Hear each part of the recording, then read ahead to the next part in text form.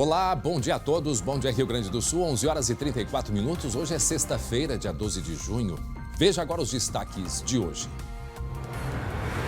Os efeitos de uma abordagem desastrosa da polícia. Já já você vai saber como está a rotina e as dificuldades enfrentadas pelo angolano Gilberto, vítima de disparos por brigadianos e preso injustamente por 12 dias.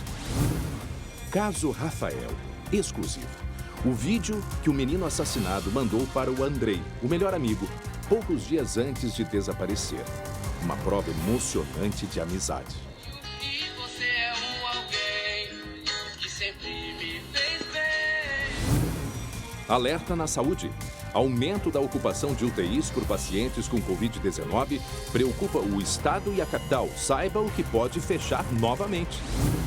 Patinador profissional luta todos os dias para conseguir manter o sonho de ser campeão. Em seguida, a história de superação de um guerreiro da Restinga, extremo sul da capital. É o Fala Comunidade. O SBT Rio Grande, a sua companhia na hora do almoço, que vai até 1 da tarde, já está no ar.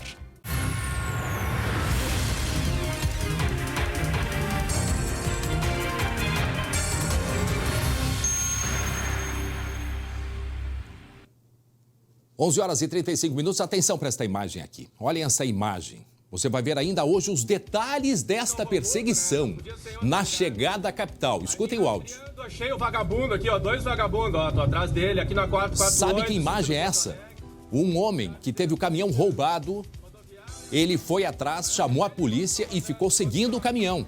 Isto foi no caminho em direção a Porto Alegre. É incrível o que pode acontecer. Um caminhão ali com um guincho, né? Parece que até era uma perfuradora. Olha ele narrando. Saiu de Novo Hamburgo, tá? Agora eu tô aqui, ó, 448, sentido passando Porto as Alegre, informações polícia rodoviária pra polícia. Federal informada, helicóptero, todo mundo atrás, rapaz. E eu não tenho uma Isso é na BR-448, na chegada à capital. Em seguida você vai ver os detalhes desta perseguição. Uma rodovia muito movimentada. Olha só, a chegada ali na Ponte Estaiada. Momento que a Polícia Rodoviária Federal vai ao encontro desse ladrão motorista de um caminhão muque, né? Aquele caminhão que ele levanta cargas pesadas. E aí é o momento da abordagem. Em seguida a gente vai saber o desfecho, todos os detalhes. Eu vou para um rápido intervalo, pegar um cafezinho, passar álcool gel nas mãos e já volto. Muito bem, já estamos de volta com o SBT Rio Grande, 11 horas e 41 minutos. Lembrando que nós vamos até a 1 da tarde com muita informação. Agora, vamos às notícias esportivas.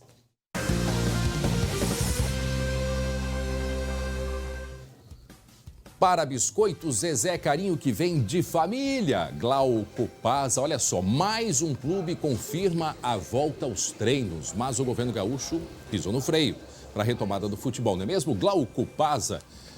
Bom dia, Glauco. Bom dia a todos. O Ipiranga de Erechim faz hoje os exames, os testes nos jogadores, comissão técnica, funcionários, enfim, que estão em contato com os jogadores, com a equipe principal. A ideia é voltar aos treinos na próxima segunda-feira.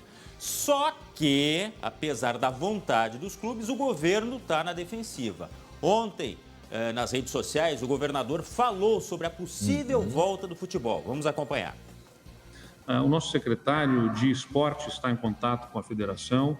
Nós sempre prezamos e priorizamos a vida. Não há nenhuma hipótese de retomada de campeonatos esportivos com presença de público e qualquer tentativa aí de se fazer encerramento do campeonato gaúcho, por exemplo, mesmo que com portões fechados, tem que obedecer às regras que estão estabelecidas no nosso modelo do distanciamento controlado.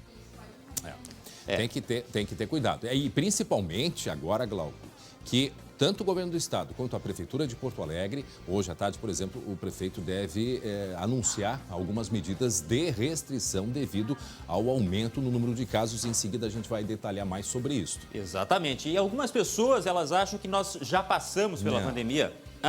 Não, senhor. Semana que vem, André, tem reunião da Federação Gaúcha com o governo do estado. Aí depois dessas novas medidas, talvez que sejam tomadas, né, para reavaliar a possibilidade da volta do futebol, mas é muito cedo para falar, para confirmar, para bater o martelo que, olha, dia 19 de julho teremos gauchão. Muito difícil. E olha só, André, o que é muito mais fácil de falar é o seguinte, ó. Olha aí. que esta camisa...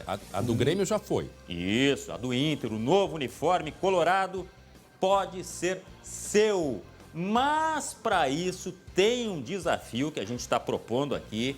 Você tem que ir lá no Facebook do SBT, facebook.com/SBTRS Oficial, para ver como concorrer a esta camisa, que tá bonita, viu? Tá muito bonita, realmente. Vai lá, confere. Semana que vem ela vai ter dono. Opa. Alguém vai vestir essa camisa aqui, que tá bem bonita mesmo. Tá, André? Que legal. Olha só, daqui a pouco a gente volta a conversar Glauco Paza, lembrando que essa participação do Glauco é para Biscoito Zezé, carinho que vem de família. E hoje, Glauco, chegou o Dia dos Namorados. E em nome da Biscoito Zezé, que sempre foi uma grande defensora da família, nós deixamos o nosso feliz Dia dos Namorados, né? Toda a família Zezé, aos casais, aos que estão começando e aos que já construíram família. E para deixar esse dia ainda mais especial, a dica, é claro, são os produtos da Biscoitos Zezé. O pão de mel é um sucesso, que pode adoçar qualquer coração. Olha que romântico. Já o mignon e o folhado doce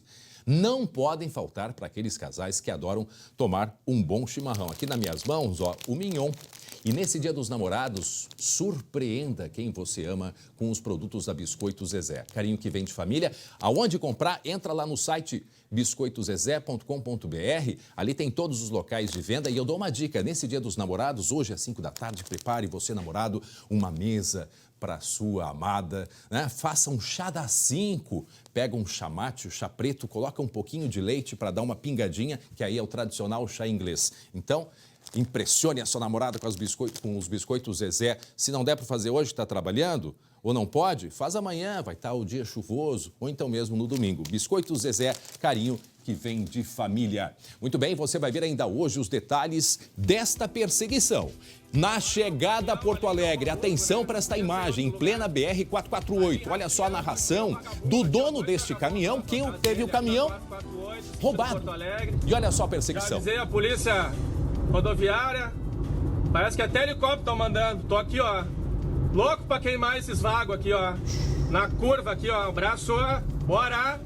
Gurizada, vocês não O negócio é o têm noção seguinte, do o que ele fez? Ele resolveu seguir o caminhão dele, né, que tinha sido roubado, e enquanto isso estava chamando a polícia. E de fato a polícia veio, né, ao encontro, isso é no sentido a Porto Alegre, e daqui a pouco eles vão chegar até a ponte, na chegada ali na frente da arena, na chamada Ponte Estaiada, que é a hora que chega então a Polícia Rodoviária Federal. Eles devem ter vindo pela pista contrária, pularam, né, a cerca, pularam ali a divisória, e lá vem os policiais armados e fazem o caminhão parar. Daqui a pouco a gente vai dar mais detalhes, o final desta história, como eu disse, que aconteceu aqui em Porto Alegre. Muito bem, 11 horas e 46 minutos agora, os efeitos de uma abordagem desastrosa da polícia. O colega Lucas Abate esteve hoje de manhã com o angolano, o Gilberto. O Gilberto está enfrentando muitas dificuldades. Lembram? Ele foi vítima, né, de disparos por brigadianos. Isso aconteceu no dia 17 de maio. Estava ele e a Dorildes, a namorada, por volta de 11 da noite, retornando da praia, estavam num aplicativo de carona, quando a polícia identificou o motorista como sendo um foragido. E aí houve uma série, né, teve perseguição e a Dorildes, infelizmente, faleceu e o Gilberto, ele teve ferimentos e ficou preso injustamente por 12 dias. A gente vai conversar com o Lucas. O Lucas tem detalhes, como é que está hoje, né, o Gilberto, que ele é angolano, estava morando em Goiás, né? Estava morando em Goiás quando ele veio, então, conhecer a namorada aqui, que eles já se falavam. Veio começar um namoro, né? E, infelizmente, hoje, no Dia dos Namorados, que poderiam estar juntos, né? Ela teve morte cerebral, morreu, e ele agora se recupera, Lucas. Pois é, André, a gente voltou a conversar quase um mês depois daquela perseguição, aquela abordagem desastrosa da Brigada Militar em Gravataí. A gente voltou a conversar com o Gilberto para saber como está a situação dele aqui em Porto Alegre. Porque, como tu bem disse, ele é angolano, vive há 5 anos em Goiás e estava em Porto Alegre, tinha como única referência a Dorildes, que infelizmente acabou falecendo por conta dessa perseguição. Mas ele tem que continuar em Porto Alegre, primeiro, por problemas médicos, ainda está se recuperando da cirurgia de 3 tiros que ele levou apenas na perna direita e também por problemas envolvendo a justiça, porque agora ele é testemunha nesse processo. Então a gente conversou com ele para saber como está a situação e ele relatou que está passando por muitas dificuldades, André. Primeiro, o problema psicológico, que ele já disse lá no início, quando saiu da cadeia, disse que ia precisar de ajuda, de auxílio para conseguir entender tudo isso. E agora, André, um outro problema, porque ele passou por uma cirurgia, tirou para fazer a remoção desses 3 tiros na perna direita e agora, André, ele precisa urgente realização de fisioterapia e está com dificuldades para conseguir esse serviço. Imagina a dificuldade dele, né? Num país diferente, num estado diferente, numa cidade diferente. A gente tem um trechinho do que ele disse, vamos olhar. Nas 3 primeiras semanas, né, são cruciais, são importantes, que é para o movimento voltar ao normal. Então, ele é muito importante, né, fazer essa fisioterapia. Estamos a fazer uma vaquinha, que é para pagar a advogada, e ainda falta dinheiro da advogada. E também, graças a Deus, o povo tem contribuído para ajudar, né, comprando os medicamentos e para se locomover também, transporte. Pois é, no nosso Facebook tem todas as informações de quem puder ajudar o Gilberto, né? Agora sim, né, Lucas, o próprio vice-governador, o secretário de Segurança, ele disse pra gente aqui que ofereceu ajuda. Daqui a pouco, acho que é importante também o Gilberto buscar do Estado essa ajuda tão necessária através de alguma secretaria. Certamente, quando o vice-governador ligou, né, para a família da Doridos, deve ter deixado, né, contatos para que pudessem fazer isso e ele ter essa ajuda que o Estado tem obrigação, nesse momento, de fornecer para ele. Isso, o vice-governador se colocou à disposição, inclusive deixou alguns contatos para o Gilberto e até, André, ele conseguiu a fisioterapia, só que a fisioterapia ele conseguiu através do Hospital Dom João Becker em Gravataí. E atualmente ele está em Porto Alegre, não tem como fazer essa locomoção, a gente sabe que de ônibus é difícil, ainda mais nessa situação que tem dificuldade de caminhar, e usando um aplicativo de transporte, por exemplo, ele gastaria R$60 para ir e R$60 para voltar. Mas o governo então, tem ele está que dar esse tentando apoio.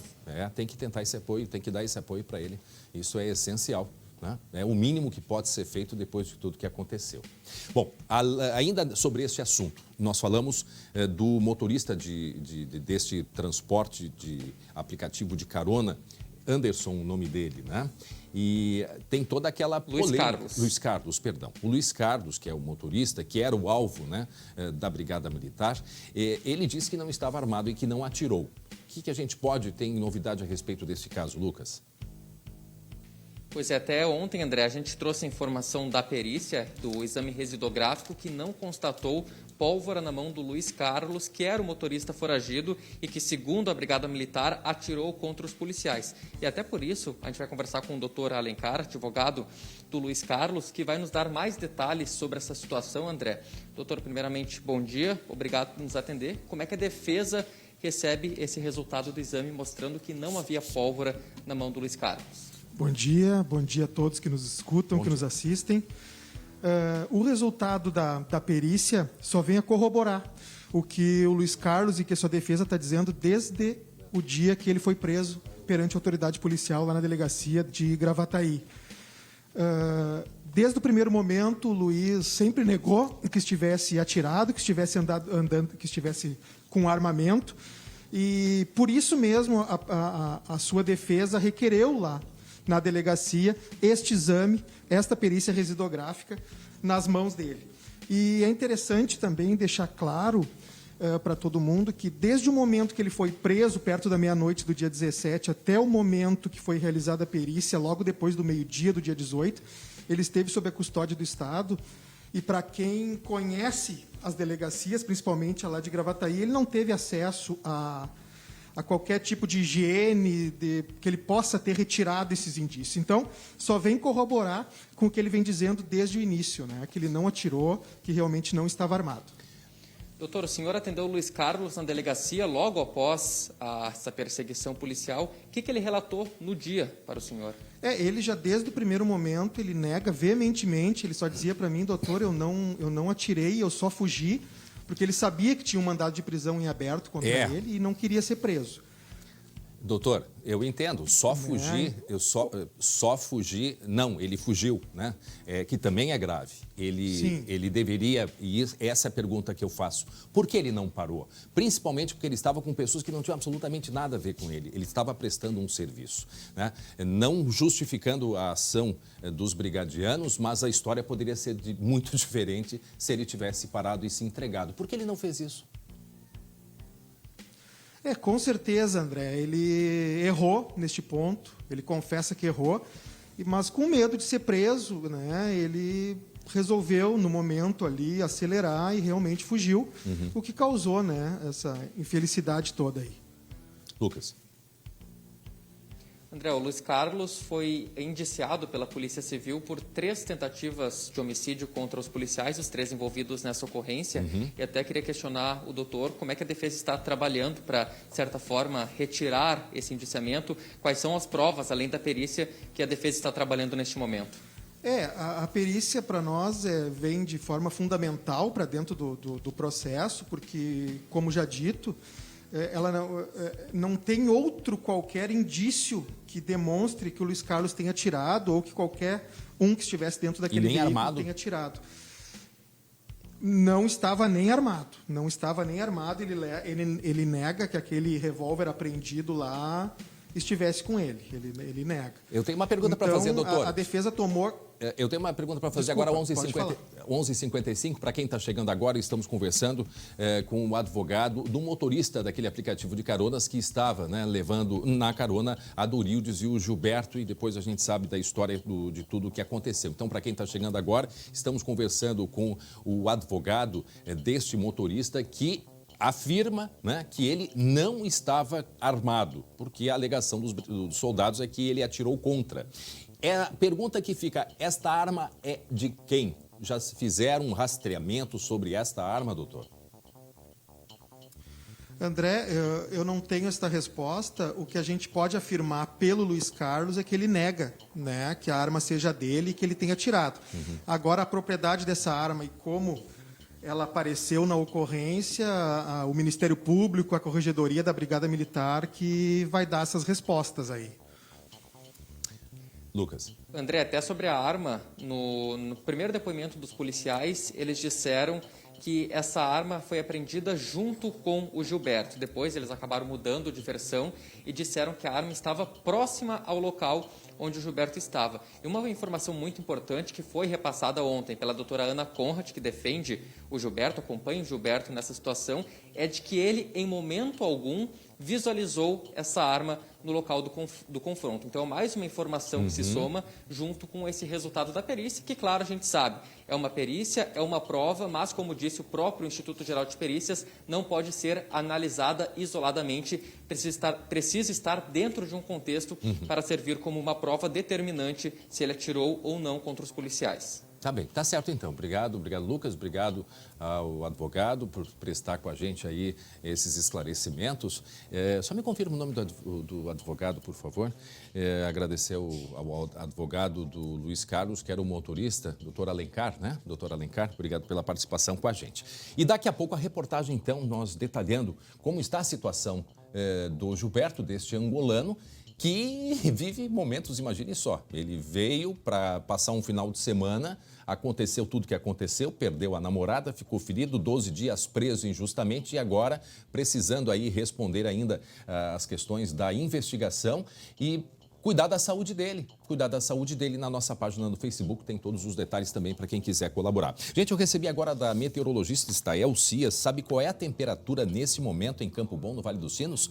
Temperatura de verão, 29 graus e 8 décimos. A gente tem a imagem ao vivo, há uma névoa seca uma névoa muito intensa aqui em Porto Alegre e está quente a temperatura nesse momento em Porto Alegre, mesmo sendo 22 graus, 23 graus média, devido à umidade, a sensação é de abafamento e de muito calor. Lembrando que tem risco, já choveu, daqui a pouco o Glauco vai mostrar pra gente, já teve temporais no oeste do Rio Grande do Sul e ainda tem previsão de que esse tempo severo chegue até a região metropolitana e nós temos riscos de temporais até o sábado. Daqui a pouco a gente traz mais detalhes. 11 horas e 58 minutos e você vai ver hoje o vídeo emocionante que o menino Rafael, o menino que morreu, a gente vê aí nas imagens recordando, né, aquele dia trágico em que ele foi encontrado morto dentro de uma caixa na cidade de Planalto, no norte do estado.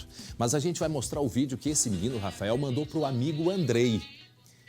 Eles se tratavam como irmãos e eles mesmos diziam que eram irmãos de mães diferentes.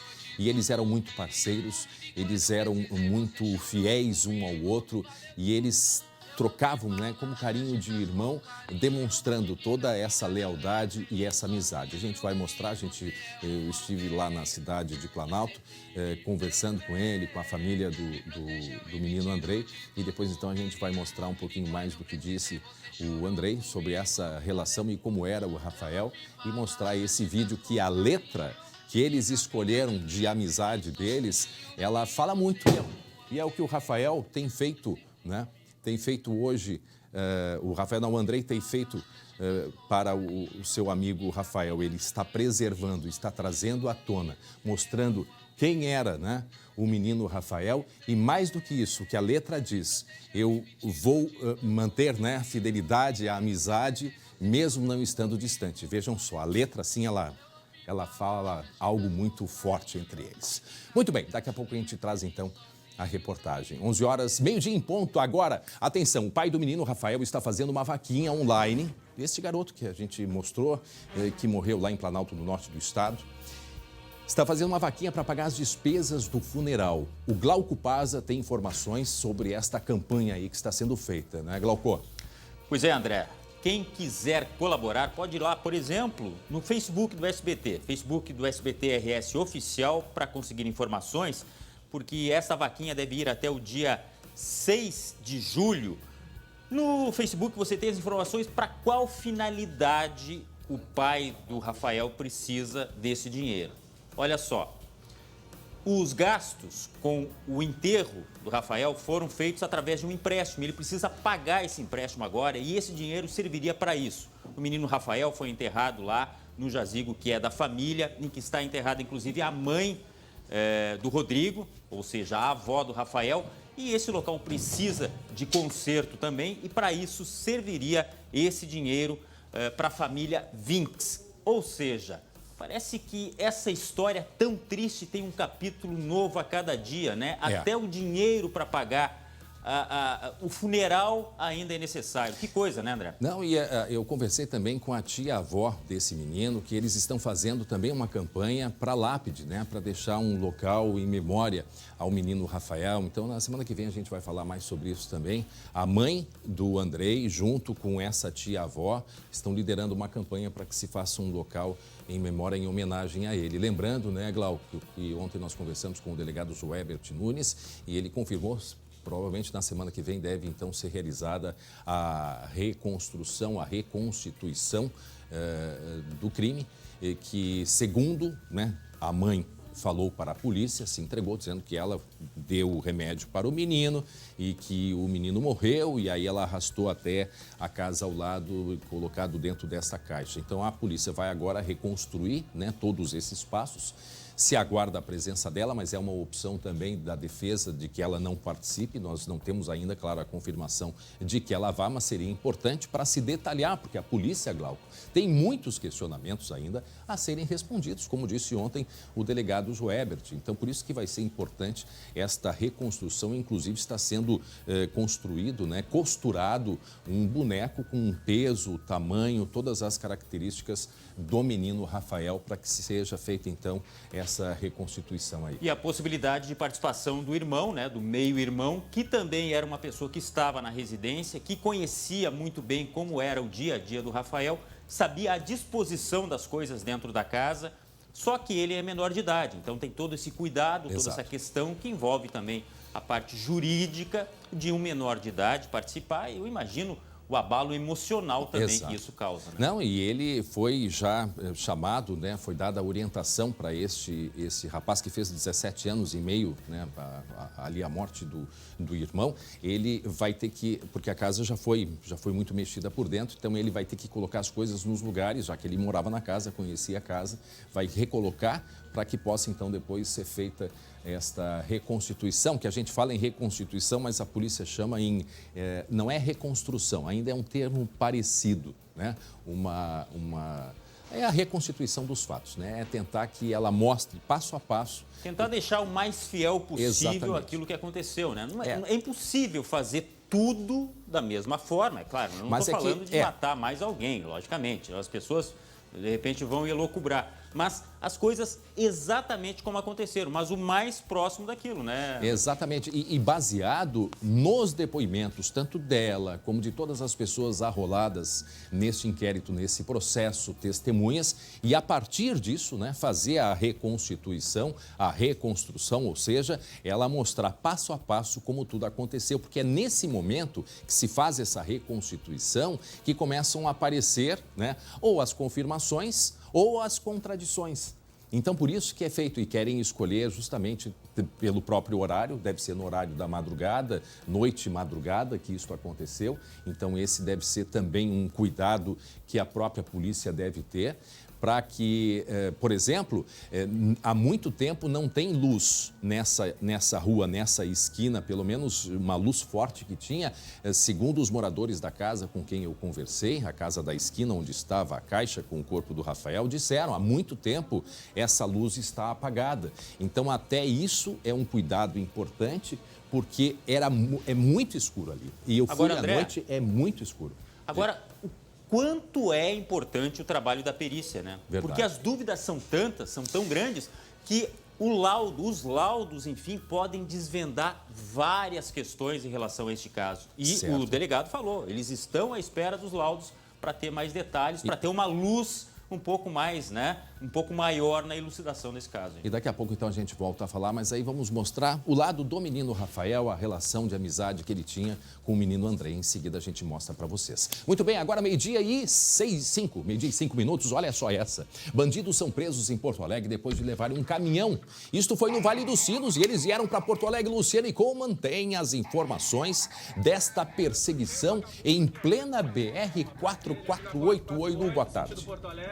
Boa tarde, André. Boa tarde a todos. Pois é, e teve o fim da linha aí para os bandidos graças ao proprietário do caminhão, André. O que aconteceu? Esse veículo, esse caminhão, ele foi furtado lá em Novo Hamburgo na tarde de ontem. Nossa. Aí, imediatamente, o dono do veículo percebeu o furto, acessando aquele sistema de rastreamento, né? Que você tem todo o sistema, o caminhão tinha o rastreador, e percebeu que o veículo estava sendo roubado em direção a Porto Alegre.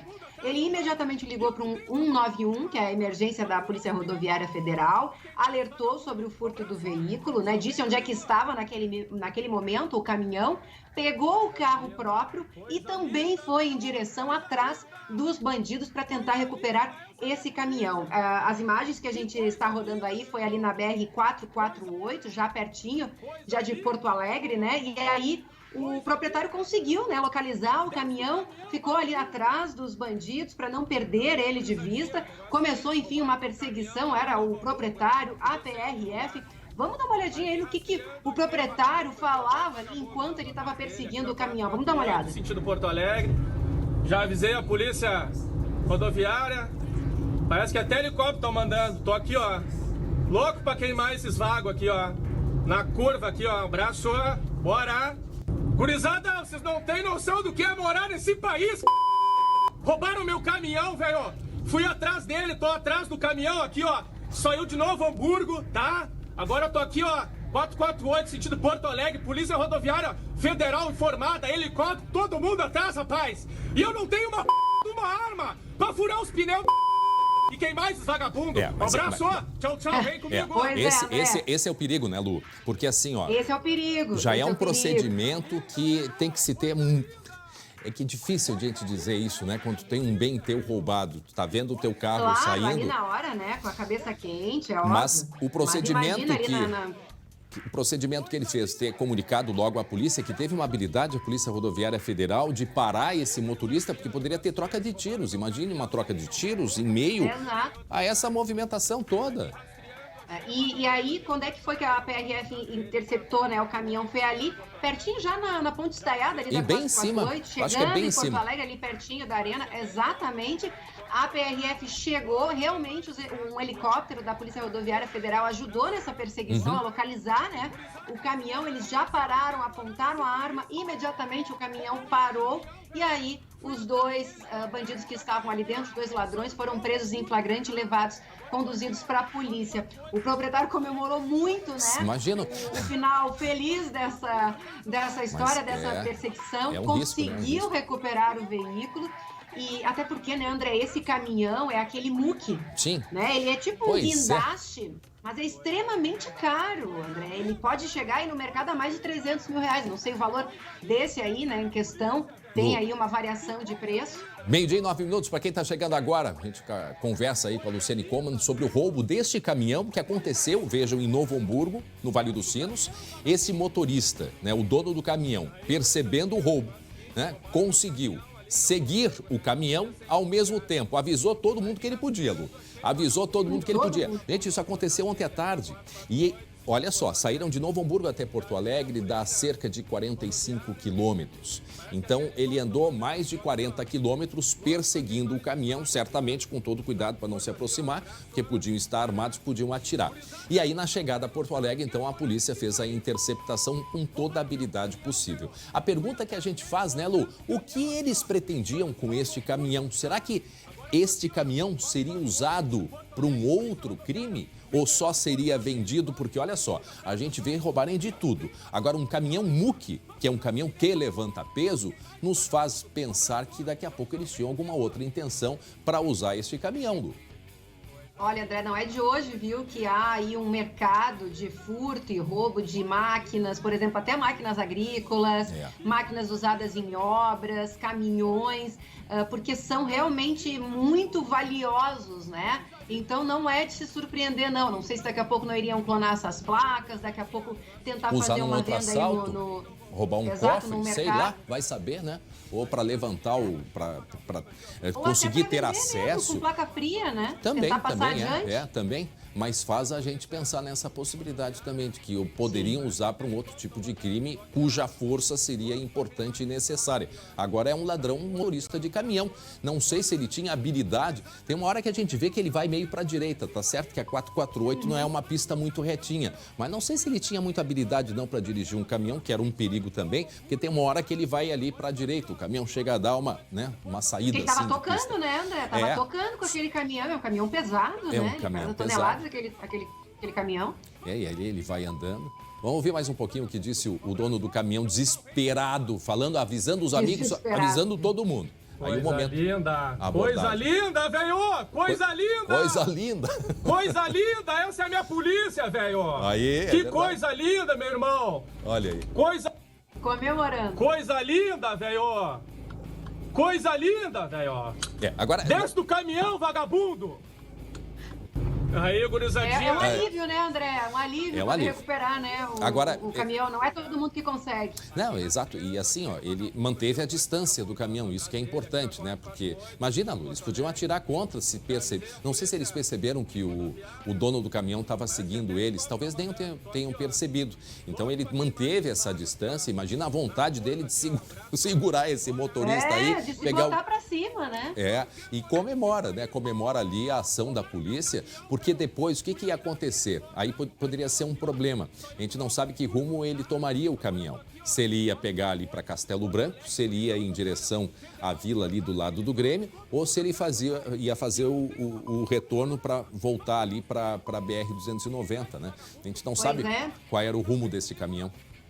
Agora, sabe, André, normalmente esse tipo de veículo tem rastreador, os bandidos já sabem, né? Então, provavelmente, daqui a pouco iriam deixar em algum ponto para esfriar, para ver se iriam localizar ou não, para ter certeza de que tinha ou não o rastreador, ou seja, provavelmente conseguiriam ou não recuperar, mas com certeza se eles deixassem em algum ponto, os bandidos não seriam presos como foram, né? Então realmente teve um final muito bom essa história, porque além da recuperação aí do veículo, os 2 bandidos foram presos em flagrante, uma cena praticamente de cinema, né? Imagina quem tava ali passando, parecia aquelas cenas de filme de ação, né? Inacreditável.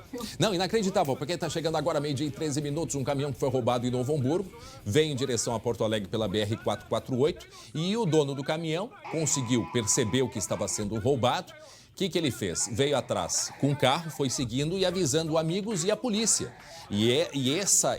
Esse acompanhamento foi feito de Novo Hamburgo até a chegada em Porto Alegre, bem no alto da ponte estaiada. Quando então chega a polícia, a gente escuta mais um pouquinho o áudio, o desespero dele e o alívio depois. Comigo! Narrando. Coisa linda! Coisa linda, velho! Coisa linda! Coisa linda! Essa é a minha polícia, velho! Essa é a nossa polícia. Valeu, valeu. Obrigado, Lu, pelas informações. Até daqui a pouco. Muito bem, vamos para a redação, porque a Polícia Civil investiga a motivação da morte de um tenente da reserva da Brigada Militar em Viamão, aqui na região metropolitana. Para o delegado que é responsável pela investigação, a morte foi uma vingança. Glauco Paz. A gente vê pelas imagens aí, André, das câmeras de segurança, o carro da vítima passando e, em seguida, o veículo usado pelos assassinos. De acordo com o delegado Guilherme Calderipe, o irmão do PM, do policial militar, tinha envolvimento com uma usuária de drogas que devia para o tráfico. Os criminosos cobraram do irmão do tenente, que não cedeu à pressão. E quem pagou com a vida foi o brigadiano, infelizmente. 2 homens foram presos por suspeita de matar o tenente da reserva. O caso aconteceu no dia 21 de fevereiro, quando a vítima chegava em casa em Viamão. Aquele acerto de contas da justiça paralela que envolve o tráfico de drogas e que matou um inocente e que era da nossa valorosa Brigada Militar, mas já estava aposentado. Agora, ontem eu estava escutando sobre o número de homicídios envolvendo brigas de gangues, de tráficos, uma coisa impressionante nesse período de pandemia, Glau. Porque o pessoal que estava preso, muitos foram liberados, né, beneficiados aí pela pandemia e agora estão indo acertar as contas. Acredita numa coisa dessa? André, eu tenho pensado assim, eu não sei o que é pior. Droga, a Polícia Rodoviária está pegando muita droga, é gente pedindo na rua. É uma situação realmente, é crime em família. A pandemia, ela aumentou muito esses números, é assustador. E a propósito disso, a gente tem ainda hoje uma reportagem sobre justamente o aumento... Agora vamos acompanhar agora um aumento do tráfico. Por quê? Porque a Polícia Rodoviária Federal, ela mostra um aumento de... Escuta essa, Glauco. 640% na apreensão de cocaína. E 95% na apreensão de maconha. Isto aonde? Aqui no Rio Grande do Sul. Isto nos primeiros 5 meses do ano. A reportagem a gente confere agora. Não chegamos nem na metade do ano e o balanço das operações da Polícia Rodoviária Federal no Rio Grande do Sul já bateu recorde. Nunca tanta droga foi apreendida em solo gaúcho.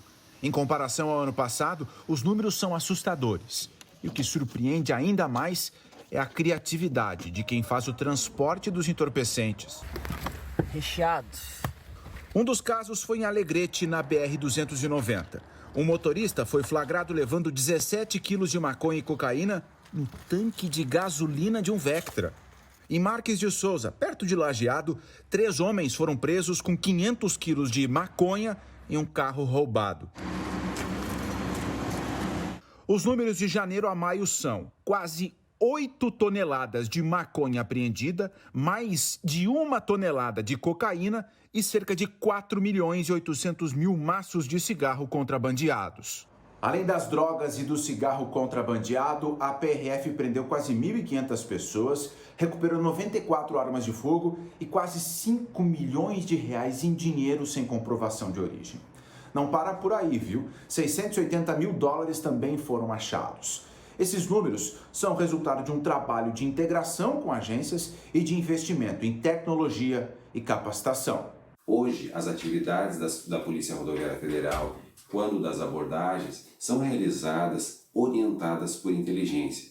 Ou seja, os agentes primeiro fazem uma análise técnica da questão para depois repassar os dados ao setor operacional para efetivar a abordagem.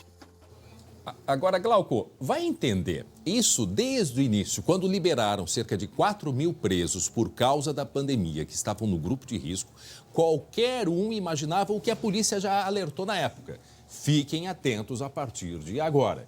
E, de fato, tráfico, mortes, né, entre gangues, entre criminosos, entre facções, um aumento muito grande nos últimos meses, principalmente aí nos 2 últimos meses. Quer dizer, isso a gente sabia que ia acontecer e o número de apreensões também, porque é a hora que se aproveitam, né, sabendo de muita gente trancada, né, na época de pandemia, né, muitos consumidores recebendo inclusive teleentrega. Quer dizer, como que essas pessoas foram soltas, sabendo que do lado de fora é muito mais perigoso do que se estivessem lá dentro? Me diz aonde que teve algum surto dentro de algum presídio aqui no Rio Grande do Sul. Se teve, foi um e olhe lá. Pois é, e eu fico prestando atenção também no que o Jeremias estava falando ali, 94 armas de fogo. Quer dizer, não é a droga que vem sozinha, 680 mil dólares. Isso é o que foi pego.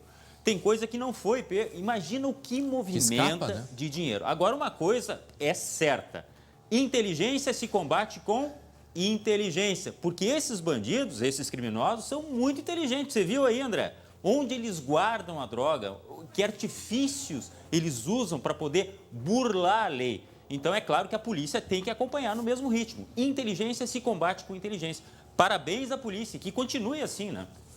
Tá bem. Agora, vamos falar de coisa boa? Vamos falar de ciência, de estudo e de saúde, principalmente. Vamos falar de coisa boa, Glauco? Vamos Presta lá. atenção agora, porque a gente vai para Caxias. Porque ontem nós falamos com o colega Guilherme Fadanelli sobre o primeiro paciente que estava com Covid-19, está fazendo um tratamento com plasma sanguíneo, que é a parte líquida do sangue, né? Ele recebeu de um paciente que já tinha se curado da Covid, foi pego o plasma e colocado no corpo dele. E hoje nós voltamos para Caxias do Sul, porque já temos um segundo paciente sendo submetido aos mesmos procedimentos. Este primeiro paciente, o seu Tarcísio, né, de 62 anos, imagina, ele ficou 32 dias internado na UTI e depois que ele recebeu o plasma, ele começou a responder positivamente pelo tratamento, não é mesmo? Guilherme Fadanelli, bom dia. Boa tarde. Bom dia, André. Bom dia a todos. Boa tarde já, né? Já passou do meio-dia. Olha só, André, vamos começar por essa segunda transfusão. A beneficiada foi uma mulher de 33 anos, natural aqui de Caxias. Ela foi internada na quarta-feira aqui no hospital de campanha, que funciona junto ao Hospital Vervi Ramos, com sintomas da Covid. Logo na sequência foram feitos os testes e confirmado, então, que ela estava com o novo coronavírus. Só que ontem pela manhã ela apresentou uma piora no quadro clínico. Ela que é do grupo de risco, porque sofre também de obesidade e diabetes. Ela foi encaminhada, então, ontem para a UTI do hospital de campanha e a família concordou em fazer a transfusão do plasma. Aí o que aconteceu? Como é que foi o procedimento, André? Por volta durante a tarde se fez o teste, aí foram ver se tinha plasma compatível e aí sim, no fim da tarde, então o Hemocentro Regional aqui de Caxias do Sul liberou as bolsas que foram trazidas aqui para o hospital, elas foram descongeladas e a transfusão começou por volta das 8 horas da noite. Foi necessário 2 bolsas, André, uma com 151 ml e outra com 162 ml.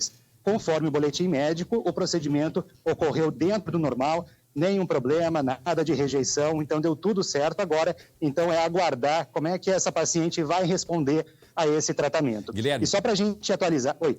Eu quero chamar a atenção para quem está chegando agora, meio-dia em 22 minutos. Olhem só o que a ciência faz, né, em benefício da saúde, principalmente contra a Covid.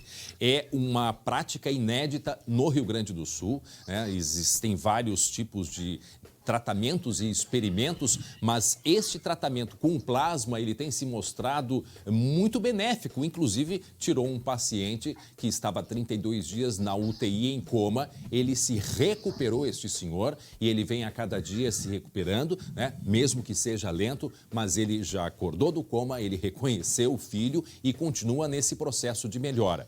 A técnica praticamente simples, né? Pega-se o plasma, que é a parte líquida do sangue de um paciente que já se curou e criou anticorpos do coronavírus, pega o plasma e injeta no corpo de uma pessoa que está com o coronavírus. E aí os anticorpos, eles se multiplicam e combatem, né, o vírus dentro da pessoa. Então, esta é a técnica que foi realizada com sucesso na primeira vez e agora o Guilherme Fadanelli nos conta que uma segunda paciente vem passando por este experimento. Quer dizer, uma notícia, porque a primeira vontade que a gente tem, né, Guilherme, é que esse tipo de tratamento, respondendo positivamente, muitas outras pessoas possam ser beneficiadas, Guilherme.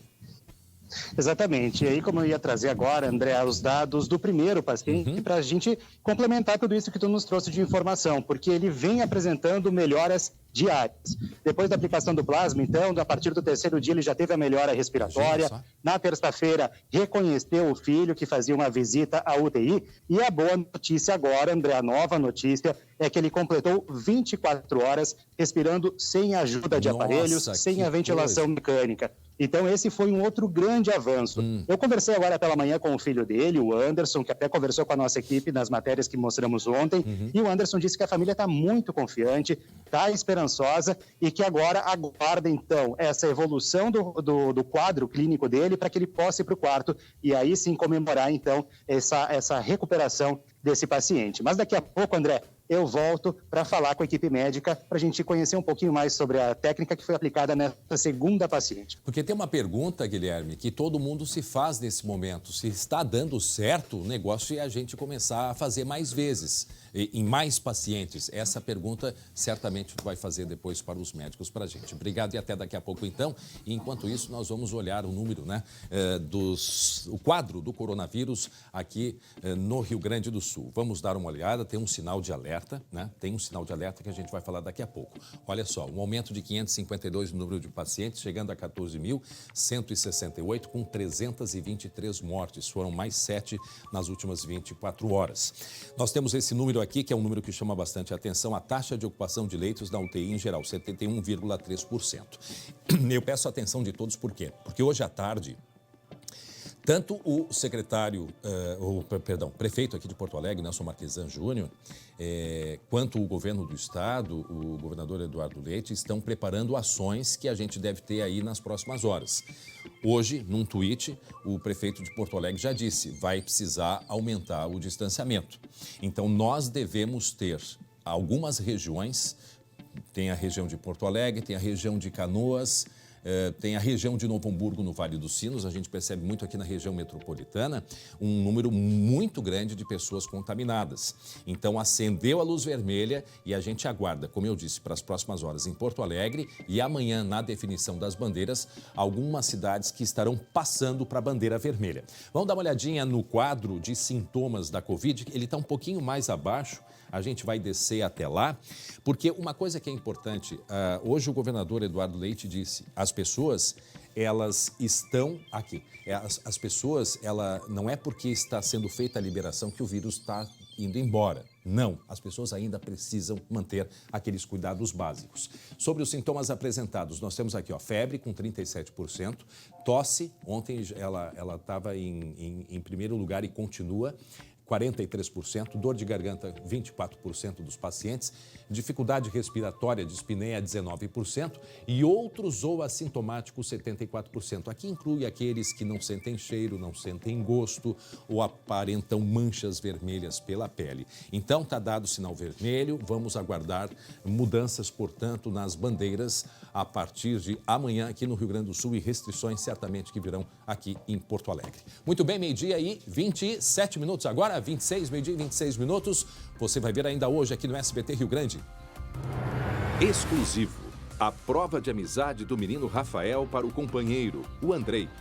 E você é alguém que sempre me fez bem.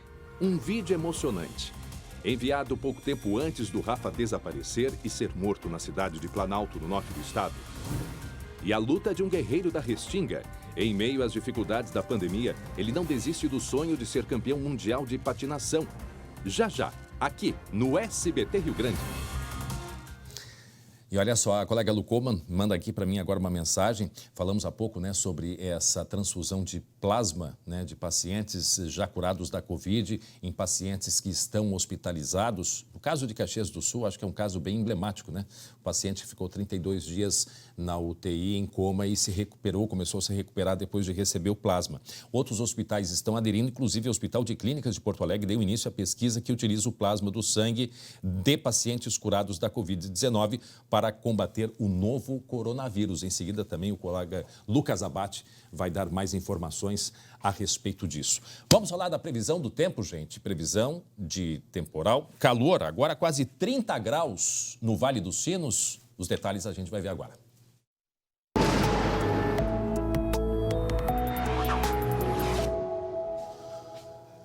E é o meteorologista Glauco Paz aqui, que nos traz as informações do tempo hoje, né, Glauco? Pois é, hoje é o dia do tira-casaco, é isso, André? É, aquela tá muito engraçada, né? Tira o casaco. A gente acompanhou ontem a Estael Cias, né, dizendo que vai ter muita oscilação, ela já está acontecendo realmente, né? Hoje deu para tirar o cuecão, não tem por que usar cuecão hoje. Ah, para que tu é da adesão ao cuecão. Olha, tudo para não passar frio, viu? Na minha idade não dá para facilitar. Na minha ainda dá. Olha só, a temperatura em Porto Alegre, 22 graus. Vejam só as diferenças de temperatura. No Vale dos Sinos, a Estael passou há pouquinho, em Taquara, 29 graus e 7 décimos, no caso, Taquara no Vale do Paranhana, e do lado, no Vale dos Sinos, em Campo Bom, 29 graus e 8 décimos. Pois é. Haja saúde, né? Pois é, e a possibilidade de muitos temporais, isso ela também alertou, a gente aqui reforça esse alerta em várias regiões do estado, né? A gente tem imagens aí da chuva que já chegou ao Rio Grande do Sul, mas chegou também o granizo, esse é um problema, tá? Na região sul do estado, principalmente, teve chuva forte ali em Jaguarão, chuva intensa realmente, muitos temporais com raios, trovoadas, enfim, Capão do Leão também teve registro de chuva muito forte e no município de São Lourenço do Sul, o problema foi realmente a chuva de granizo. Olha só as imagens registradas por um telespectador. Isso parece neve? É, de tanta pedra de gelo que caiu por lá. Isso danificou, inclusive, plantações. Neste caso aí, nós tivemos uma plantação de hortaliças que foi fortemente danificada por essa chuva de granizo. Essas oscilações podem trazer temporais, como eu disse, em várias regiões do estado, e vai trazer também mudança muito forte na temperatura, como a gente já adiantou lá atrás, né, o André? No sábado, por exemplo, a temperatura deve cair muito no Rio Grande do Sul, principalmente na região da Serra, por motivos óbvios, mas em várias outras regiões a temperatura vai estar muito abaixo do que está sendo registrado, por exemplo, hoje. Esse calor é totalmente fora de propósito. A umidade é muito grande, ou seja, vem água por aí, André. E a gente tem uma oscilação térmica, como disse o Glauco, muito grande. Porque o que vai acontecer? Já está vindo, né, vindo. Não sei se a câmera... Há pouquinho a gente mostrou uma imagem, ainda tinha um pouco de sol em Porto Alegre e neblina. Esse era o quadro. A gente ainda não está percebendo as nuvens escuras. Mas o que acontece? Essa instabilidade vai avançando e vai trazendo lá, está vindo do oeste e vai avançando pelo Rio Grande do Sul. Em Porto Alegre a gente pode ter temporais de madrugada, mas saiba que amanhã a gente vai ter chuva em todo o Rio Grande do Sul com ventos que podem ser bastante fortes. Inclusive aí já teve vento chegando a 70, 80 km por hora. Que é bom a gente ficar atento. E esse calor, né, Glauco, essa troca de temperatura que vai ter, a atmosfera aí com 30 graus, o risco de granizo ele é muito grande.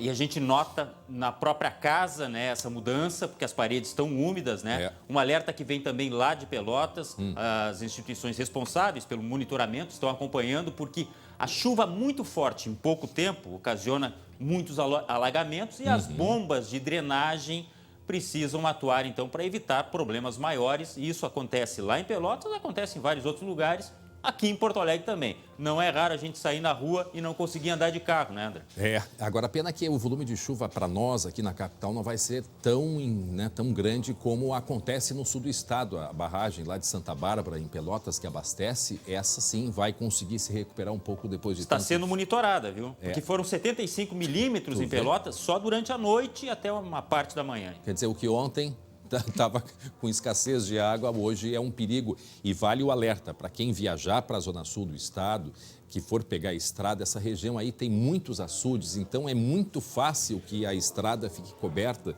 por água. Então o motorista tem que ter, de fato, bastante atenção. Obrigado, Glauco Paza.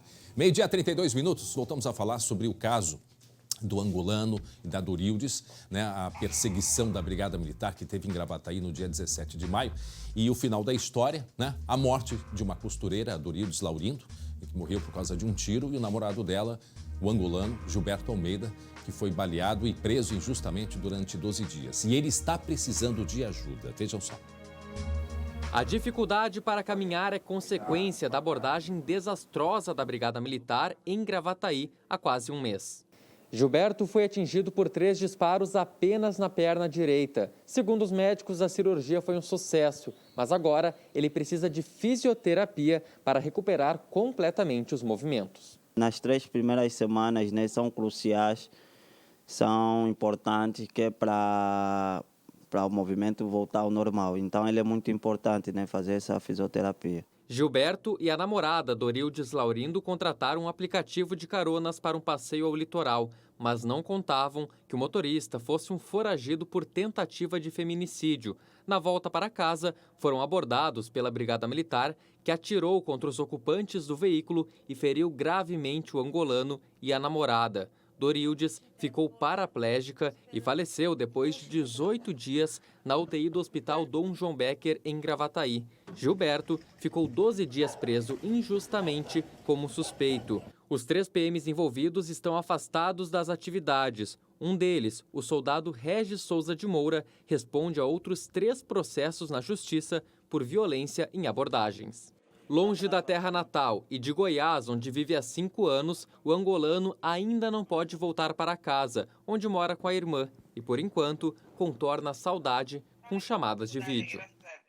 Em Porto Alegre, Gilberto está abrigado pela Associação dos Angolanos do Rio Grande do Sul, mas ainda precisa de ajuda para se manter, pagar os custos do processo e comprar a passagem de volta para casa. Uma vaquinha virtual foi criada para ajudar nos custos e já arrecadou mais de R$3.000. Em entrevista ao vivo para o SBT Rio Grande, o vice-governador e secretário de Segurança Pública do Estado, Ranolfo Vieira Júnior, garantiu que o Estado está à disposição do angolano para auxiliar no que for preciso. Eles estão com os nossos contatos, estamos à disposição. Quem vai nos demandar são eles, né? E estaremos, sim, dando toda a cobertura possível aí, estatal a eles. E mesmo em meio às dificuldades, Gilberto comemora uma conquista. Passou em um mestrado em Portugal e pretende estar no país europeu até setembro. É algo que já estava planejado, é algo que já estava nos meus planos. E quero tanto, né, me recuperar logo para conseguir fazer o mestrado. E se ele precisa se recuperar, é importante que faça logo os tratamentos. A respeito disso, a Secretaria Estadual de Segurança Pública afirma que até o momento nem o angolano Gilberto e nem a família da Dorildes fizeram algum contato para solicitar esse auxílio, o que deve ser feito, né? Portanto, aí pelo Gilberto e pela família da Dorildes, né, que sempre está muito atenta e atenciosa a ele, para que ele possa, de imediato, né, Lucas Abate, começar esse tratamento. Imagina o desespero da família, ele conversando com a irmã, quando ele conta tudo o que ele passou por aqui. Que coisa séria. Pois é, André, é até muito importante que ele faça essa fisioterapia logo, porque, como ele disse na reportagem, as primeiras 3 semanas de recuperação são cruciais para a evolução do tratamento. A gente viu hoje ele ainda com muita dificuldade para caminhar, a perna já perdeu bastante a força por conta da cirurgia e do tempo de mobilização. Tiros, né? E agora eles lutam, André, para conseguir a fisioterapia. Ele levou 3 tiros apenas na perna direita e um 4º tiro atingiu também um dos braços do Gilberto. Então esses 3 tiros causaram muitos problemas. A cirurgia, segundo os médicos, ocorreu muito bem, foi um sucesso a cirurgia, até por isso ele conseguiu se recuperar de certa forma rapidamente, mas agora precisa desse trabalho de fisioterapia que, por meio público, pelo serviço público, ele só conseguiu no Hospital Dom João Becker, em Gravataí, e tem muito essa dificuldade de fazer o deslocamento até Gravataí, de ida e volta até Porto Alegre, pelos custos e também pela limitação que ele tem por conta dos movimentos. Então, eles estão fazendo essa vaquinha virtual para tentar levantar recursos para contratar uma fisioterapia particular. E uma outra dica que a gente dá, né, se é que já não foi feito, ele estando regularizado ou não também, porque, por exemplo, Portugal foi o momento que eles regularizaram a situação de estrangeiros e permitiram que todos fossem beneficiados. Isso falando de Portugal, por causa da pandemia. No caso dele, daqui a pouco até um auxílio emergencial, ele pode estar dentro dos requisitos e receber essa ajuda. Isso também, na situação dele, vai, né, ajudar bastante, que está precisando de dinheiro aí. Na verdade, André, ele tem um emprego fixo em Anápolis, Goiás, onde vive, está afastado desse emprego e está recebendo, claro, os benefícios, está enviando os atestados para Goiás para conseguir receber os benefícios de afastamento por motivo de saúde. Mas ainda são vários custos. E ele já a questão da passagem aérea de volta para Goiás que ele perdeu. Ainda não, André. Ele precisa primeiro uma liberação médica. Isso, ele até pela limitação, ele tem que ficar com a perna esticada. Ele não poderia, por exemplo, ficar dentro de um avião por algum tempo, teria muita dor, muita dificuldade. E também pela questão processual, porque ele é testemunha nesse processo, ainda tem que depor, ainda está à disposição da justiça. E até isso foi um pedido da própria defesa dele, da defesa do Luiz Carlos, motorista, um pedido de antecipação de prova. Um pedido em que ele preste todos os depoimentos agora de forma antecipada para que ele fique liberado para seguir a vida, voltar para Goiás ou seguir para o mestrado em Portugal. E hoje, lembrando, né, Lucas, Dia dos Namorados, eu podia estar aqui comemorando com a Doritos, a namorada infelizmente perdeu a namorada nesta perseguição e atitude que foi desastrosa. Eles não tinham nada a ver com a história, né? Era dentro no lugar errado, na hora errada. Estavam dentro do carro, quem devia era o motorista. Né? O motorista deste aplicativo de caronas, que até me questionaram, mas esse pessoal não tem que apresentar documentos para poder participar, não é, de uma empresa de aplicativos? Esse caso me parece que é diferente, que é um caso de aplicativo de caronas. Mas era o motorista, o Luiz Carlos, que devia para a justiça. Há pouco nós conversamos, né, Lucas, com o advogado do Luiz Carlos, que o Luiz Carlos, mesmo não tendo atirado, né, mesmo não estar com uma arma, segundo é a alegação dele, se ele tivesse parado lá no início, na primeira abordagem, quem sabe nada disso teria acontecido. Isso é importante levar em conta também, afinal de contas, ele está foragido da justiça. Né? Tem que dever, aliás, tem que pagar, está devendo.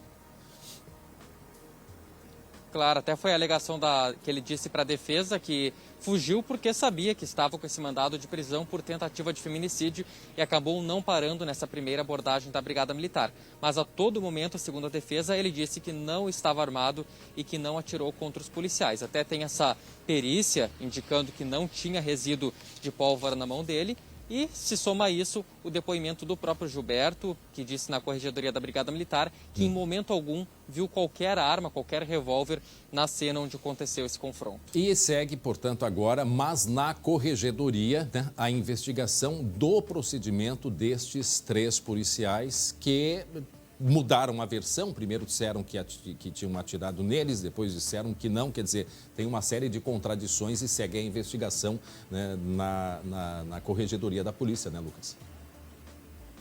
Não só na Corregedoria, que está investigando a conduta dos policiais especificamente, mas também, André, na Polícia Civil. Porque a Polícia Civil concluiu o inquérito, inclusive inocentando o Gilberto e apontando o Luiz Carlos por 3 tentativas de homicídio, mas a pedido do Ministério Público, essa investigação foi de certa forma reaberta pela Polícia Civil, que está levantando novas provas. Então são 3 órgãos que estão envolvidos na elucidação desse caso: a Corregedoria da Brigada Militar, o Ministério Público e a Polícia Civil, todos envolvidos para tentar esclarecer ao máximo esse fato que é muito grave.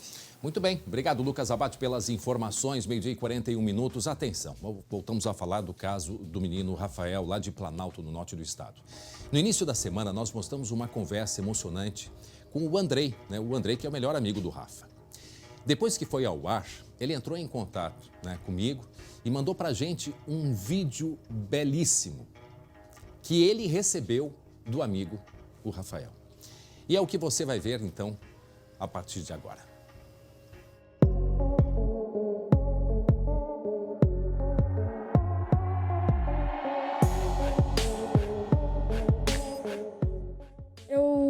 A coisa que ele mais gostava na sala de aula era matemática e desenhar. Que tipo de desenho ele fazia? Ele gostava muito de séries, desenho. Ele mais ia pelos desenhos que ele assistia. Ele gostava de correr, desenhar, jogar bola também. É uma coisa que ele mais fazia.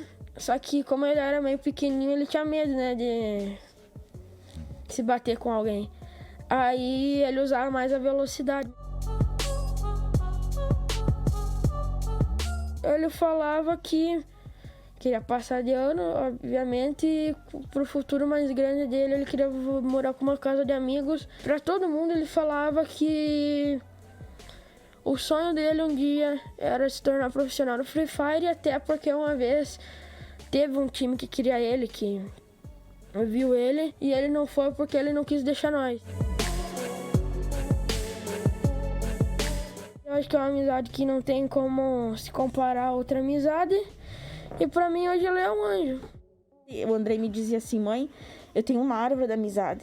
E eu sacoalho ela, pra cair as folhas podres. E o Rafa é um amigo meu leal.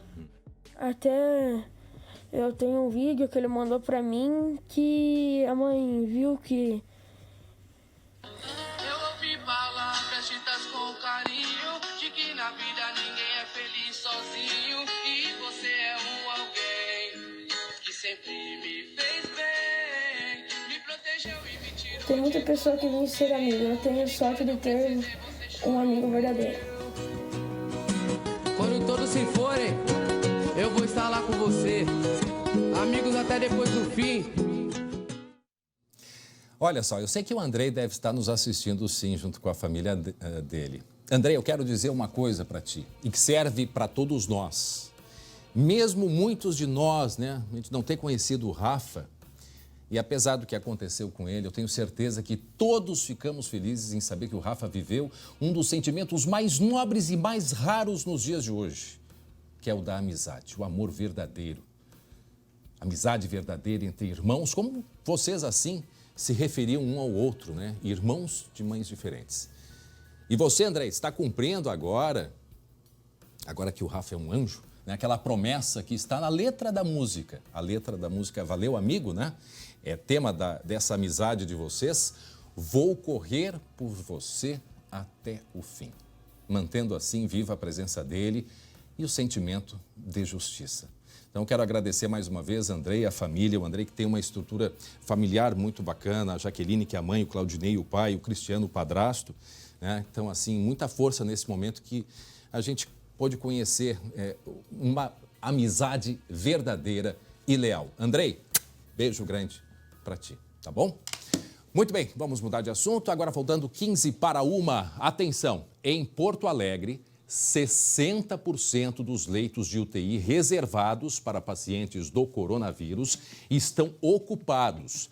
E isto pode levar a prefeitura a restringir, então, novas atividades aqui na capital. Os detalhes a gente confere agora na tela. Na tarde desta quinta-feira, a UTI do Clínicas registrava 32 internações, 28 com diagnóstico positivo para a doença, outras 4 com suspeita. No Conceição, eram 20 pacientes em estado grave, 16 confirmados com a Covid, outros 4 casos suspeitos. Já entre os hospitais privados, o Moinhos de Vento aparece na liderança, com o maior número de pessoas internadas pela Covid-19, seguido pelo Mãe de Deus. O que mais preocupa as autoridades em saúde é a rapidez na propagação do vírus. Não é motivo para susto, não é motivo para pânico, mas é motivo para cautela. Temos elementos aí para observar mais atentamente, para frear qualquer flexibilização e, se necessário, adotar alguma restrição da atividade para aumentar o distanciamento social na cidade e, com isso, conter o avanço da pandemia. Além de Porto Alegre, outras cidades gaúchas também começaram a registrar um rápido aumento no número de internações em UTIs por causa da Covid. O que fez do governo do estado, nesta quinta-feira, mudar as regras do chamado distanciamento controlado. Entre as principais mudanças estão a contagem de óbitos e de leitos. E também maior rigor na troca das bandeiras. O próximo mapa já vai contemplar as mudanças, essas que nós anunciamos aqui hoje. Então, no sábado, a nossa equipe do nosso comitê de dados faz o levantamento das informações todas. O governador também confirmou que o estado tem 314 leitos de UTI habilitados para hospitais públicos, elevando para 624 o número de leitos pelo SUS. E que na próxima semana, o Rio Grande do Sul vai receber 130 novos respiradores. E agir no momento em que se fizer necessário para sermos mais restritivos e evitarmos que haja uma perda de controle de situação, o que mais uma vez eu saliento aqui a população que precisamos contar com a colaboração de todos, porque percebemos que existem pessoas que acham que voltamos ao normal e não voltamos de maneira nenhuma. Depois eu quero falar sobre isso, do pessoal achar que já voltou ao normal. Mas antes, o Lucas Abate vai falar sobre uma reunião que vai definir a nova estratégia da Prefeitura. Vai ter mudança e, como disse o prefeito num tweet, que até vou perguntar aqui, vai ter alguma medida, né, Lucas? Sim, André. Até na segunda-feira, a Prefeitura iria liberar novas atividades, decidiu segurar um pouco mais essa liberação para monitorar como ia ser o comportamento, o avanço da lotação das UTIs durante a semana. Ontem ainda, esse número não chegou em uma razoabilidade que o governo, que a Prefeitura esperava, então essa definição ficou para hoje, André. Então hoje, a partir das 2h da tarde, a Prefeitura e outros órgãos que montam um comitê para monitorar as ações do coronavírus estarão reunidos para definir as novas medidas, as medidas que serão tomadas a partir dos próximos dias, porque o quadro complicou em Porto Alegre. Até agora a informação da UTI, a lotação das UTIs em geral, contando todas as doenças, é de 80%, André. E o número de pessoas internadas com o coronavírus nas UTIs de Porto Alegre chegou a 65. Lembrando que na semana passada era pouco mais de 40 pessoas que estavam internadas em UTI com o coronavírus. Nelson Marquezan escreveu ontem: hoje tivemos reunião da Secretaria da Saúde, que é essa reunião que o Lucas falou, em preparação para o Comitê de Enfrentamento ao Coronavírus. A reunião que vai acontecer sexta. Atenção! As análises apontam necessidade de buscarmos mais afastamento. Precisa dizer mais alguma coisa? Acho que não. Vai ter alguma medida. Era algo que a Prefeitura já estava admitindo no início da semana, quando decidiu segurar a liberação e dizendo que, caso a situação se agravasse, poderia recuar e novamente restringir algumas atividades. E é o que deve sair, André, dessa reunião que vai ocorrer hoje à tarde. Estaremos atentos a partir das 2h da tarde para ver quais serão as definições da Prefeitura de Porto Alegre. Lembrando até há pouco a reportagem da Gabelerina mostrando a situação das mudanças no distanciamento, no sistema de bandeiras do governo do estado e a admissão também por parte do governo estadual que algumas regiões podem sim migrar para a bandeira vermelha já a partir da próxima semana. Então, uma situação muito preocupante que se agravou nessa última semana. Por isso que é importante as pessoas ficarem atentas. Nós devemos seguir com restrições. É uma realidade até o final do ano. Não adianta a gente achar que pode antecipar. Nós vamos até o final do ano com restrições, já disse o governo do estado. Enquanto não tivermos uma cura, uma vacina, vai acontecer isso. Se batalha muito para uma cura, André. sim. Se batalha muito, né, por remédios, por vacina, sim. E uma das iniciativas é onde o Lucas está, que é o Hospital de Clínicas em Porto Alegre, que repete aquele procedimento que teve sucesso de Caxias do Sul, né, Lucas? Pois é, até isso que eu ia citar, que o Hospital de Clínicas já estava habilitado desde maio para começar a fazer testes com o plasma de pacientes curados, como a situação de Caxias do Sul, que teve um resultado muito bom e agora conseguiu os recursos por meio de doações para iniciar essas pesquisas. Num primeiro momento, André, eles vão fazer a coleta do plasma de pacientes já curados. Como é que se faz? Como a qualquer tipo de doação de sangue. A pessoa procura o Hospital de Clínicas através do site, do e-mail do Hospital de Clínicas, se já tiver sido curada há mais de 14 dias do coronavírus. Então pode fazer uma avaliação para fazer a coleta desse plasma para ficar disponível assim que as pesquisas forem encerradas, forem concluídas já com aval para se usar isso no tratamento de pacientes aqui no Hospital de Clínicas. Então uma notícia boa de um teste, um programa que já funcionou em Caxias do Sul e que agora vai ser aplicado aqui em Porto Alegre. Por falar lá em Caxias do Sul, Lucas, vamos junto comigo, vamos subir a serra, vamos até o Guilherme Fadanelli, que vai falar sobre justamente isso, o uso do plasma, né, do sangue em pacientes com Covid-19. Não é mesmo, Guilherme Fadanelli? Pois é, André, a gente recebe mais uma vez aqui no SBT Rio Grande a doutora Eveline Gremelmaier, médica da UTI aqui do Hospital Virbi Ramos e que está participando desse processo todo de estudos da aplicação do plasma. Boa tarde, doutora. Nós já tivemos então a segunda aplicação. Explica para a gente, tem alguma diferença em relação ao primeiro procedimento? É o mesmo? Como é que essa paciente também reagiu a essa transfusão? Boa tarde. Obrigada mais uma vez pela oportunidade. Sim, ontem então nós recebemos na UTI do Hospital Virvi Ramos uma paciente do sexo feminino, 33 anos, que já tinha como comorbidades diabética e obesidade.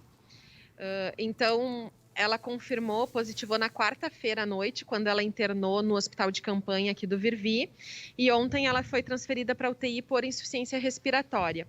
Então, de diferente que a gente tem do outro paciente, que essa paciente é uma paciente jovem, e que foi aplicado de uma forma mais precoce. Então, ontem mesmo, como a gente já tinha o diagnóstico, já entramos em contato com o Hemocentro, tínhamos já disponível o plasma do tipo sanguíneo da paciente, e ontem, no final da noite, ela conseguiu fazer a sua transfusão sem nenhuma intercorrência, nenhuma reação adversa, e agora a gente observa qual vai ser daqui para frente, como ela vai reagir.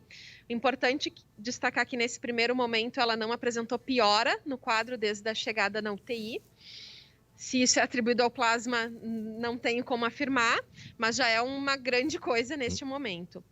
E o nosso outro paciente, até para passar para você, está já há 48 horas fora do aparelho para respirar. Então, acho que temos boas esperanças. Agora, doutora, o fato de o Tarcísio já ter apresentado, né, uma melhora, como a senhora disse, então a gente já pode dizer que dá um passo à frente quando precisa fazer esse procedimento do plasma, que vocês já sabem como é que funciona todo esse procedimento, né? Sim, acho que ontem foi mais fácil desencadear de todo o procedimento, e ontem a gente conseguiu fazer mais precoce, com a paciente tem aproximadamente 6, 7 dias de sintomas, o que os estudos têm nos mostrado que é o mais adequado. A gente até tem feito contato com a equipe, um dos colegas que é pesquisador do grupo, está conseguindo fazer contato com um dos autores do estudo do JAMA, que é um dos maiores estudos numa revista de renome internacional, e a gente está conseguindo manter esse contato com o pessoal de Ribeirão Preto também, que é quem está fazendo transfusão. Então, eu acho que a gente só tem a ganhar a partir daqui. Que bacana. Alguma pergunta, André? Não, eu acho que é isso. Eu acho que está tudo muito respondido. Só a gente rezar para que esse procedimento, né, Guilherme, possa se espalhar para em outros hospitais e mais que isso, atingir mais e mais pessoas, né? Até, André, eu vou pedir uma licença, porque já há quase fechada uma parceria com o Hospital Tacchini de Bento, para também fazer um intercâmbio desse conhecimento todo. Bento, que é uma das cidades, né, que tem maior número de casos, né, doutora? Exato. Nós já entramos em contato com os colegas de Bento, eles estão interessados, já leram o projeto, já deram o aval que eles têm interesse, agora faltam mais trâmites administrativos. Então, com certeza, eles vão estar nos próximos dias entrando no nosso grupo de estudos. E eu gostaria de ressaltar que nós também tivemos a felicidade de ter o estudo aprovado pela Comissão Nacional de Ética e Pesquisa. Então, se nós tivermos número de casos, isso será publicado sim, com certeza. Ok, doutora, muito obrigado pela tua participação aqui no SBT Rio Grande. Volto contigo, André. Obrigado, Guilherme Fadanelli. Obrigado, doutora, pelas informações. Cadê o Glauco Paza? Deixa eu chamar o Glauco para a gente encerrar o jornal. Agora, que escolha, né? Que bom gosto este Glauco Paza, a cor da gravata, né? Eu estava percebendo. É um cara que tem bom gosto, sabe muito bem escolher a cor. Meu sonho é ser André Raro, eu comecei pela gravata. Ah, tá bom. Olha só, gente, para encerrar a semana, o Fala Comunidade vai contar uma história de esperança de um jovem, né, Glauco, que tem o sonho de se tornar um campeão do mundo como patinador.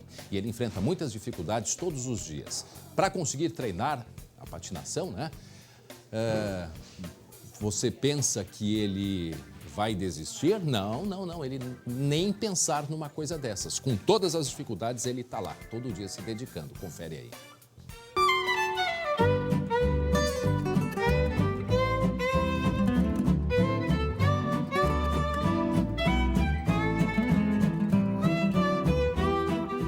Onde eu puder espalhar minha arte pelo mundo, eu vou estar realizado. É o que eu mais quero.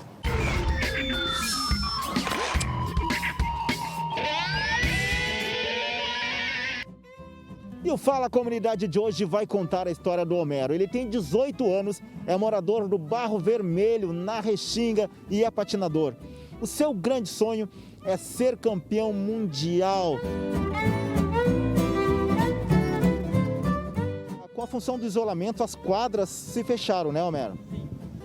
E aí, como é que foi? Bom, primeiro foi difícil até me adaptar aqui, porque passa bastante gente, bastante bicicleta e tal.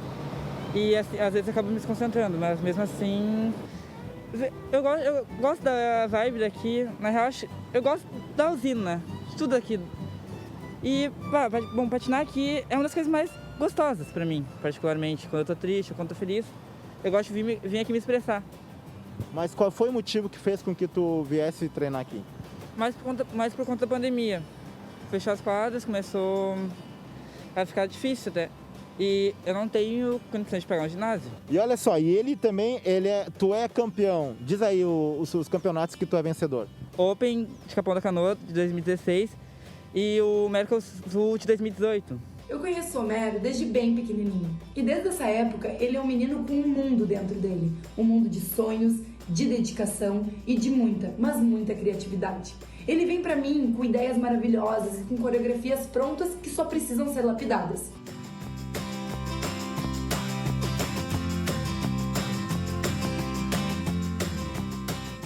E ele enfrenta muitos obstáculos. Agora, em plena pandemia, ele atravessa todo dia a cidade para treinar várias e várias horas. Eu faço de uma coisa ruim algo bom. Várias vezes eu vi não, e desses não eu fiz sim. E é com essa força de pessoas que dizem que eu não consigo, que eu não posso fazer isso, que eu vou lá e faço.